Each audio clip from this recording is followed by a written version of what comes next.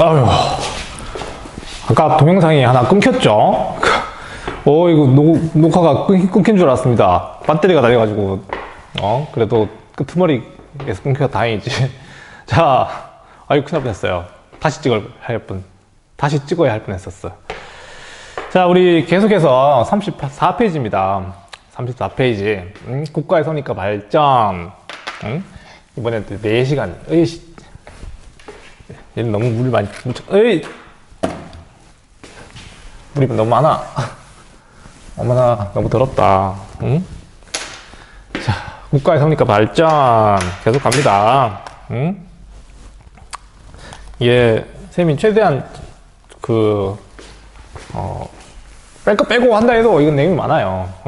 자, 이 오프라인으로 했다면 이것도 굉장히 오래 걸리는 시간인데, 이걸 지금 5월 초, 지금 촬영한 날짜가 4월 22일이거든요. 4월 22일인데 이제 5월 초에 두고 보고 오프라인 계약을 한다고 했으니, 빨라야 5월 초겠죠.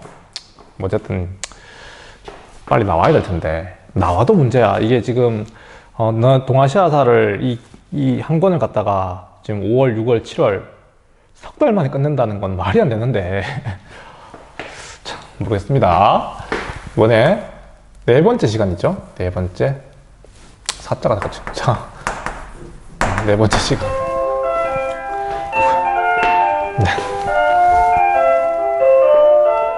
네, 국가의 선입과 발전. 종소리는 계속 울리고 있고, 쌤은 수업하고 있고. 자, 우리 지난 시간에 중국 최초의 통일, 진의 중국 통일과 관련된 부분을 같이 봤습니다. 우리 지금 이미 몇 시간 만에 신석기, 청동기, 그 다음에 최초의 국가, 은나라, 주나라, 그 다음에 춘추전국 시대, 중국의 통일까지, 진나라까지 쭉 달려오고 있습니다. 진나라가 천하를 통일하면서 일으켰던 업적 중에 하나가 뭐라 했습니까? 제일 중요한 거. 황제 체제. 황제 중심의 통치 질서를 만들었다는 거. 그리고 지방제도로서, 상공국양은 나중에 다시 설명할게요. 지방제도로서 중요한 게 뭐였었어? 요거 되게 중요하다고 했었어요. 뭐라 했습니까? 바로 군현제라고 하는 지방통치제도. 군현제가 가지고 있는 의미, 첫 번째, 이 관리를 파견한다는 점입니다. 관리, 관료, 관료. 그래서 쌤이 지난 시간에 이 제후하고 어떤 점에서 다른가? 제후도 지방을 다스리는 신하였지만 이 관료라고 하는 존재와는 굉장히 다른 성격이었다는 거. 관료는 어떤 점에서 제후와 달랐다? 황제가 임명하는 거였고, 그 다음에 임기가 있었고, 그러다 보니 황제의 명령에 충실할 수밖에 없는 그런 존재였다. 그러다 보니 지방에 대한 통치가 너무너무 가혹해졌고, 거기에 대한 반발로 진나라는 일찍 망해버렸다 라는 내용이었습니다. 알겠습니까? 제후는 그렇지가 않았다는 거. 제후는 주나라 때 제후는 사실상 지방민이었어요. 그러니까 황제 천자와 가까웠던 친척이긴 하지만 지방에 살면서 사실 지방민과 가까워졌기 때문에 그 나라를 만들 수 있을 정도였던 세력을 키울 수 있었고, 그게 춘추전국 시대로 넘어갔던 계기가 됐죠. 그러다 보니 어쨌든 이 군현제를 채택할 수밖에 없었던 이 진시황의 고민, 법가주의적 고민, 그런 것까지 얘기했습니다. 그렇지만 이 진나라의 통일은 오래 갔다? 가지 못했다. 오래 가지 못하고 망했죠. 건국한 지 거의 20년 만에 나라는 그냥 분해되게 됩니다. 알겠어요?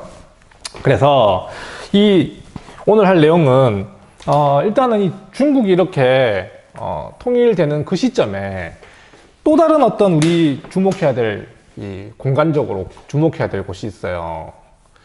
자, 동아시아사는 어디와 어디의 하모니다?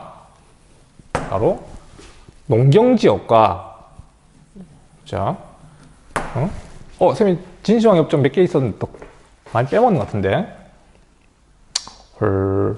그러네요. 많이 빼먹네. 자, 이거 좀 더 해야 될 것 같은데? 그래야 되겠습니다. 자, 지난 시간에 했던 내용 중에 빼먹은 게 너무 많네? 자, 중국을 통일했으니, 얘들아, 통일정책이 있어야 되잖아. 진시황의 통일정책. 이거 하고 넘어갈게요. 통일정책. 통일정책. 첫 번째. 응? 일단 사회적으로 봤을 때, 여러 가지 이제 700년간 분열되었던 사회였잖아요. 맞죠? 그러다 보니까 너무너무 사회가, 다른 게 너무 많아, 지역적으로. 첫 번째 뭡니까? 뭐 화폐라든가, 도량령이, 중국 통일은 사실상 경제적인 이유가 되게 컸어요. 그러니까 각 나라들이 존재하면서 국가와 국가를 넘나드는 그런 상인들에 있어서는 되게 불편한 어떤 그런 국가적인 현실이었거든요. 그러니까 국가가 하나로 통일되면 자유롭게 왕래하면서 거래도 할 수 있고 하는 그런 토대가 만들어지는 거잖아. 맞죠? 여러분들 유럽 여행 가봤습니까? 유럽. 거기 국가들이 뭐 프랑스, 독일, 뭐 영국, 이탈리아, 스페인 이렇게 나눠져 있더라도 지금은 자유롭게 왔다 갔다 할 수 있어요. 유럽연합이라는 그 공동체, EU라고 하는 그 경제 공동체 속에서 자유롭게 활동할 수 있죠. 그런 어떤 요구, 그러니까 이게 사회적인 요구가 굉장히 컸던 겁니다. 도량령 통일, 도량령의 통일, 도량령이 뭔지 알죠? 뭐 무게를 재는 단위라든가 뭐 이런 것들. 상인들 입장에서는 각 나라마다 이게 다 다르다는 것 너무 힘든 일이거든. 거래하는 데 있어가지고. 여러분들 파운드랑 뭐 온스 이런 단위 정확히 우리 잘 모르죠? 우리 킬로그램 이런 게 더 익숙하지. 맞죠? 그램. 얘는 우리 뭐 온스 이런 거는 잘 이해하기 힘든 단위잖아요. 이게 똑같은 겁니다. 이 당시 춘추전국시대는 각 나라마다 이런 도량령의 단위가 다 달랐던 거였죠. 무게 단위, 그 다음에 화폐도 그런 마찬가지였고. 화폐. 자, 이런 것들을 갖다가 진시황은 하나로 통일해 버렸습니다. 진나라의 화폐와 도량령으로. 알겠습니까? 그 다음에 또 사회적으로 봤을 때 또 중요한 업적 하나, 그 다음에 문자의 통일. 문자의 통일. 이렇게 사회를 통합하려고 하는 여러 가지 제도들을 시행하게 되죠. 알겠습니까? 그 다음에 또 군사적으로도 굉장히 중요한 업적을 남깁니다. 군사적으로도 굉장히 중요한 업적. 군사적. 쌤이 요거 설명하려고 적은 거야. 이거 보니까 생각난 거야. 자, 과거에는 나라들이 막 분립하면서 뭐 당연히 성벽들이 많았겠지만 어쨌든 중요한 거는 이제 내부적으로 봤을 때는 그런 성벽은 다 필요 없죠. 근데 중요한 거는 이 북쪽에서 내려오는 유목민족이었었어요. 그 당시에도. 자, 그래서 우리 흔히 이제 만리장성이라고 하는 게 진나라의 진시황제가 만들었다고 얘기하는데 그게 아니야. 만든 게 아니라 어떻게 하는 거야? 만리장성을 완성한 거예요. 완성. 그러니까 그 이전부터 춘추전국 시대부터 쌓아왔던 만리장성들을 갖다가 이어붙인 거죠. 20년 만에 이걸 어떻게 만듭니까? 알겠어요? 그럼 불가능한 일이고, 이제 북쪽에 있는 장성들을 정비해가지고 북쪽의 유목민족의 침입을 막으려고 했던 거였죠. 도대체 이게 뭐가 살길래, 어떤 유목민족이 살길래 이렇게 거대한 작업을 했을까? 그 얘기를 하는 겁니다. 알겠습니까? 자, 이렇게 만리장성을 완성하고 그 다음에 사상적으로도 여러 가지 업적을 남겼죠. 사상적으로 사상적으로 법가죠. 법가를 중심으로 통일하게 되고, 어쨌든 이 당시에 육아는 뭐 찌그러져 있었습니다. 알겠어요? 통치 방식으로서 육아는 더 이상 주목의 대상이 아니었죠.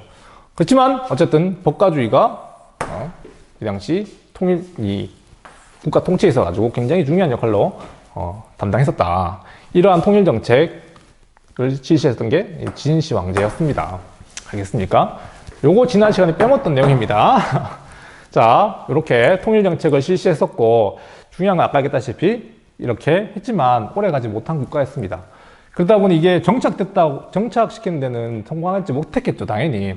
그 이후에 우리 한나라가 이제 이런 어떤 여러 가지 통일 정책을 완성하게 되죠. 어쨌든 이런 통일 정책을 잘 기억해 두시고, 자, 오늘 같이 봐야 될 이야기는, 자, 중국이 통일될 이 당시에 북쪽에, 자, 새로운 유목 세계가 있어요. 여기 유목 세계야.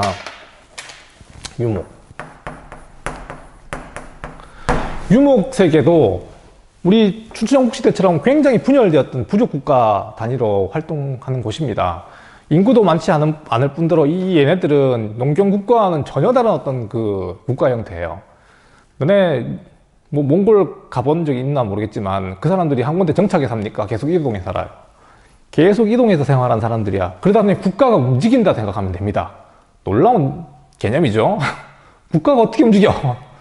대한민국이 한반도에 딱 있는 거지. 그렇지만 유목세계는 그렇지가 않아. 유목세계 국가란 한 군데 이렇게 머물러 있는 게 아니라 계속 이동한다 생각해야 돼요. 놀라운, 우리 이런 비유를 저는 가끔씩 들어요. 근데 그 국에 떠 있는 기름 봤죠?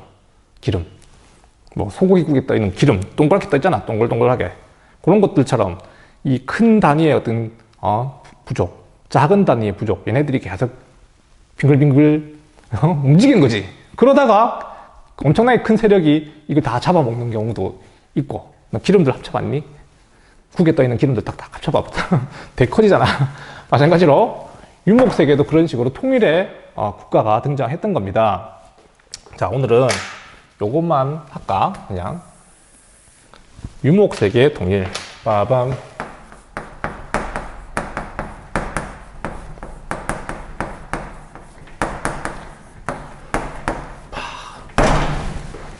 너네가 이제 태어나서 처음 들어본 파트가 바로 이런 것들이지. 유목세계. 알겠습니까?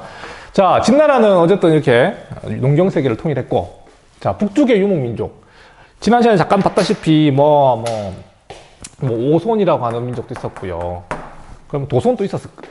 미안해. 자, 오손, 그 다음에 월지, 이런 애들, 북쪽에 유목국가로 자리 잡고 있던 시기에 흉노라고 하는 민족이 있었어요. 흉노.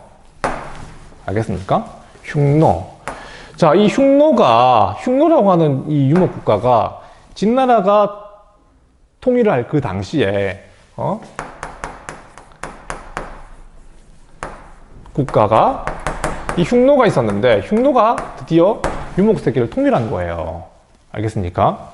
이렇게 유목세계가 통일하면 가장 먼저 하는 일이라기보다 이것도 좀 설명이 필요해요, 여러분들. 유목국가와 농경민족의 어떤 그 관계.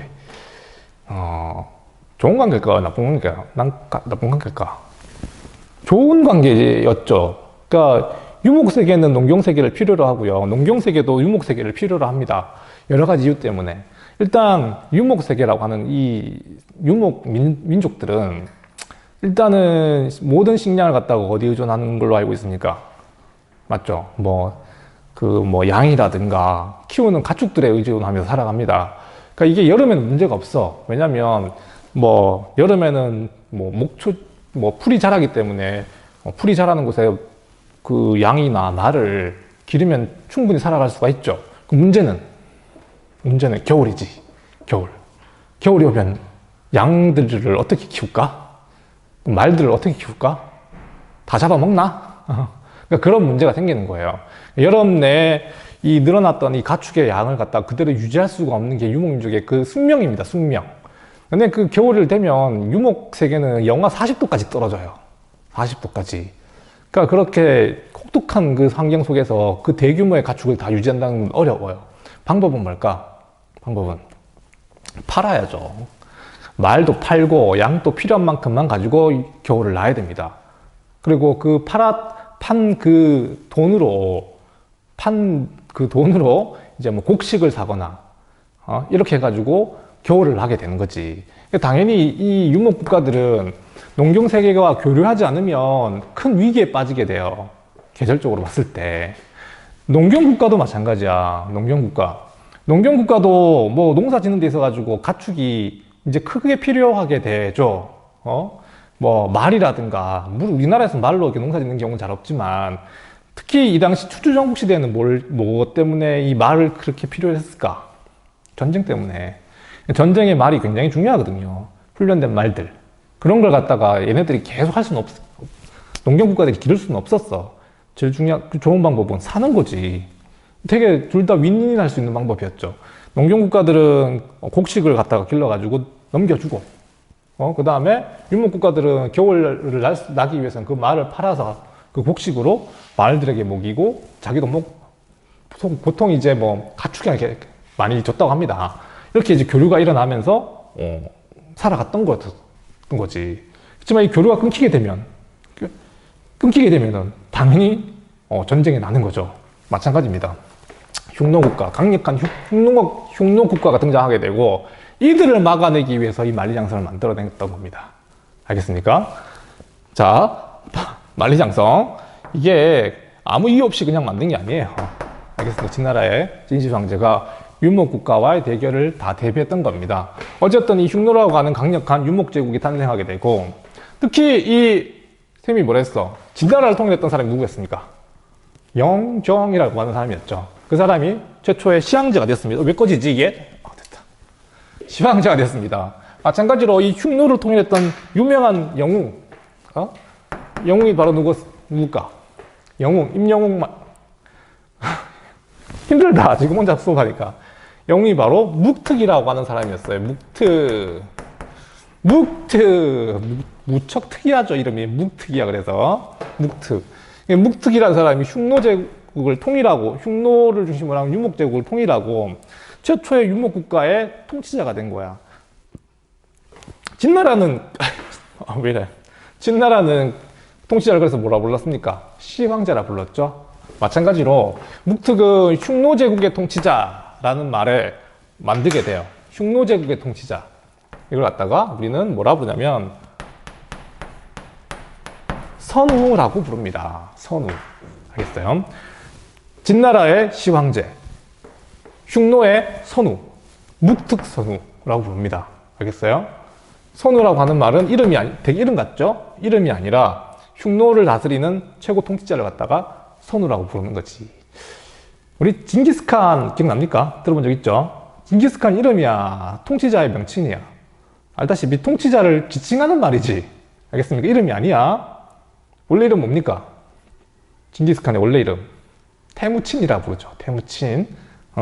어떤 선우라고 하는 거는 그 유목세계를 부르는 여러 가지 어떤 통치자를 부르는 말 중에 하나입니다. 선우, 칸, 뭐 이런 게 있었고 또 뭐 있었더라?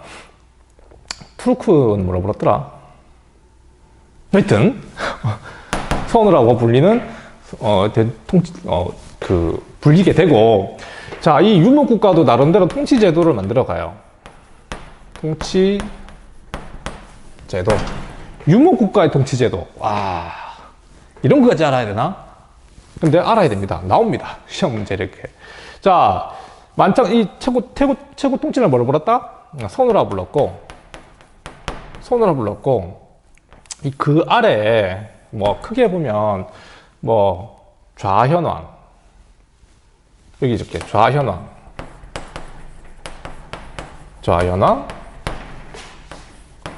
우현왕, 막 이런 식으로 여러 왕들을 두어가지고 다스리는 방식. 알겠습니까? 뭐 그 밑에는 천장,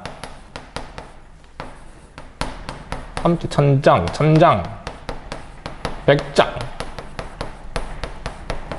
십장, 뭐 이러면서 여러 뭐 장수들을 뒀다고 하는데, 어쨌든 중요한 거는 이 부족 통치 제도예요. 이걸 지금 이 시점에서 너네 이해시키기 너무 힘든 것 같아. 나중에 우리 또 여러 유목 국가들이 나오거든. 거란족도 있고 여진족도 있고 나와요. 그럼 걔네들의 어떤 통치 제도 얘기할 때 같이 볼게요. 그냥 중요한 거는 유목세계 최초의 그 통일을 했던 사람은 묵특이란 사람이었고, 그래서 유목세계 통치를 갖다 뭐라 부른다? 선우라 부른다. 그리고 부족을 통치하는 방법으로 좌현왕과 우현왕을 두러 그 밑에는 천장, 백장, 십장 이런 걸 두어가지고 다스렸다 정도만 체크하고 가면 될 것 같습니다. 알겠습니까? 나중에 우리 맹한모국제도도 배워야 되고 뭐 할 거 많습니다. 그때 더 얘기하도록 하고, 부족제 중심의 통치제도 이렇게만 정리하면 될 것 같습니다. 자, 어쨌든 그래서 유목제국이 통일되면서 진나라는 20년 만에 망해버렸잖아. 그리고 진나라가 나중에 한나라로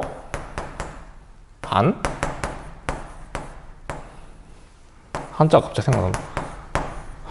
이거 본 적 있잖아, 이거. 장기판에서. 한나라로 통일되게 되고, 이 한나라와 이 흉노 간에 본격적인 대결이 시작되게 돼요. 북쪽에는 흉노, 남쪽에는 이 한나라가 대결하는 그런 유목국가와 농경국가 간의 대결, 이런 부분들을 같이 보도록 하겠습니다. 여기까지 할게요. 끝.